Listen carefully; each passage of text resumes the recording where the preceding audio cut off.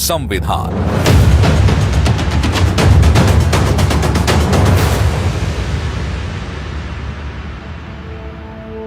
संविधान मूल रूप से किसी भी देश का सर्वोच्च ग्रंथ होता है। यह वो किताब है जिस पर देश की संवैधानिक संरचना टिकी होती है। अगर सरल शब्दों में कहें तो ये वो किताब है जिसमें देश की सामाजिक, राजनीतिक और न्यायिक व्यवस्था का निर्देशन करने के लिए नियम लिखे होते हैं। संविधान ही बतलाता है कि समाज को चलाने का आधार क्या हो, कैसे देश के प्रत्येक नागरिक का अधिकार सुरक्षित हो, किसी व्यक्ति के अधिकारों का हनन ना हो और सबको समान रूप से आगे बढ़ने का मौका मिल सके। अन्य देशों से जो चीज भारत को अलग बनाती है वो है भारत का संविधान।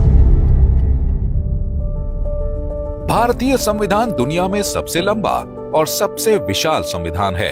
आज इसमें लगभग 25 भाग, 12 अनुसूचियां और 448 अनुच्छेद हैं। यहाँ गौर करने वाली बात यह है कि भारत एकमात्र संप्रभु और गणतंत्र देश है जिसमें इतनी विविधता है और संविधान निर्माण में बाबा साहेब डॉक्टर भीमराव अंबेडकर का जो अतुल्य योगदान है उसे प्रत्येक भारतीय कभी नहीं भुला पाएगा।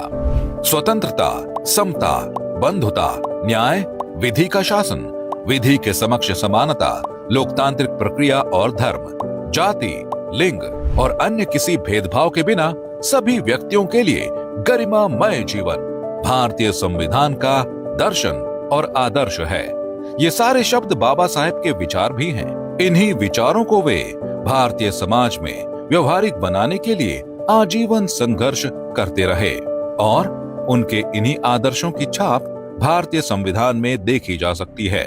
बाबा साहेब ने 4 नवंबर 1948 को भारतीय संविधान का मसौदा पेश किया था। 26 नवंबर 1949 को अंतिम मसौदा अपनाए जाने तक 165 में से 114 बैठकें इसी मसौदे पर केंद्रित रही थी। उन्होंने संविधान सभा में चर्चाओं में हिस्सा लेते हुए तमाम चिंताओं का समाधान किया, खंडों में संशोधन किया और परस्पर विरोधी विचारों के बीच मध्यस्थता का भी काम किया था।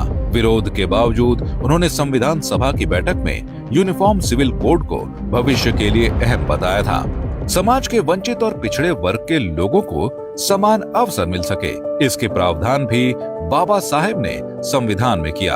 अनुच्छेद 17 के माध्यम से बाबा साहेब ने भारत में छुआछूत की सदियों पुरानी प्रथा को समाप्त करने का काम किया था।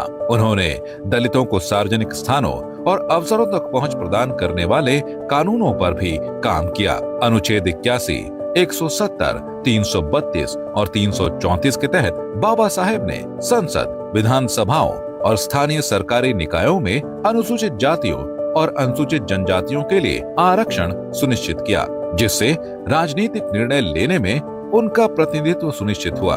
अनुच्छेद 16 के माध्यम से उन्होंने अनुसूचित जातियों और अनुसूचित जनजातियों के लिए सरकारी नौकरियों में एक निश्चित प्रतिशत आरक्षण का प्रावधान किया, जिसका उद्देश्य समान अवसर प्रदान करना और सामाजिक आर्थिक असमानताओं को कम करना था।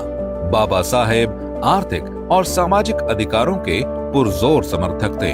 उन्होंने शिक्षा, सार्वजनिक स्वास्थ्य, आजीविका और संसाधनों के न्याय संगत वितरण सुनिश्चित करने के लिए भी प्रावधानों को संविधान में भी शामिल किया। बाबा साहेब ने महिलाओं के लिए समान संपत्ति अधिकारों और उत्तराधिकारी होने के अधिकार की वकालत की थी। अनुच्छेद 15 से धर्म, नस्ल, जाति, लिंग या जन्म स्थान के आधार पर होने वाले भेदभाव पर लगाम लगाई। साथ ही अनुच्छेद 23 के जरिए जबरन श्रम पर प्रतिबंध लगाया। बाबा साहेब डॉक्टर भीमराव अंबेडकर जी ने न सिर्फ भारतीय संविधान के निर्माण में अहम योगदान दिया, बल्कि स्वतंत्र भारत को लोकतांत्रिक, न्याय व्यवस्थित बनाया। प्रत्येक भारतीय के लिए अधिकार और अवसर सुनिश्चित कर उन्हें सम्मान पूर्वक जीवन जीने का अवसर प्रदान किया।